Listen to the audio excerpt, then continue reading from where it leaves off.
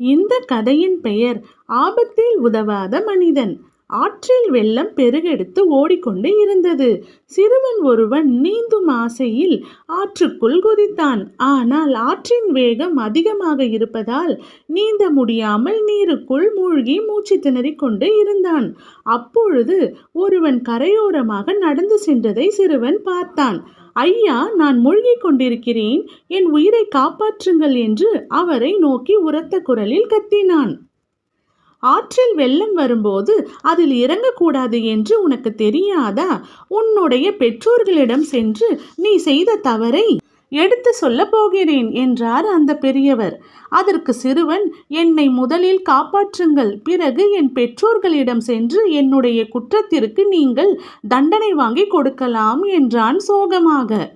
எதை எப்போது செய்ய வேண்டுமோ அதை அப்போது செய்வது தான் புத்திசாலித்தனம்.